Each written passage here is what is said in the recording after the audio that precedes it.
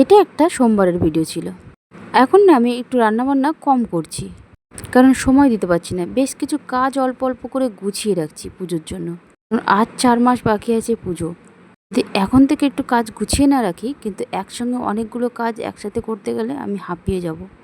কারণ আমার ছোট বাচ্চা আছে, কাজ আছে, সংসার আছে, সব কিছু মিলিয়ে না পেরে উঠবো না। আর যেহেতু সপ্তাহে 3টে দিন আমি এই সংসারে সময় দিতে পারি। দেখো, প্রতিদিন দিতে পারলে তো তাহলে তো কোনো ব্যাপারই ছিল না। তাহলে তো পুজোর 1 মাস আগের থেকেই গুছিয়ে নেওয়া যেত। ভাবছি টুকটুক করে মার্কেটিংটাও শুরু করে দেবো। একসাথে করতে গেলে অনেক চাপও পড়ে যাবে। অনেক দিন ধরে ইচ্ছে হচ্ছিল না গোটা উচ্ছে ভাজা খাবো। তোমরা কোনো দিন খেয়েছো নাকি জানিও তো। আমার মা এই রান্নাটা খুব ভালো করে। আমার বাবা তো 1-2টো উচ্ছে ভাজা দিলেই মনে হয় সব ভাতটাই খেয়ে নেয়। এমনিতেও আমার বাবা শুকনো শুকনো ভাত খায়। শুকনো ভাত খাওয়াটা আমার বাবা পছন্দ করে। বাবার মতন স্বভাব কিন্তু আমিও পেয়েছি।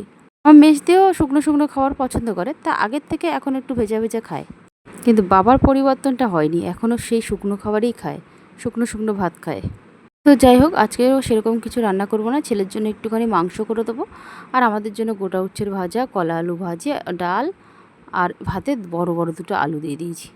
বেশি গোটা উচ্ছেটা করিনি, কারণ কেমন লাগবে, কার কেমন লাগবে, কি ভালো লাগবে না এরকম বুঝে সেই জন্য করিনি। কিন্তু বিশ্বাস করো খুবই ভালো হয়েছিল। আমার বর বলেছিল, বুঝতে পারছি না কেমন একটা গ্রেভিটা ভালো হয়েছে।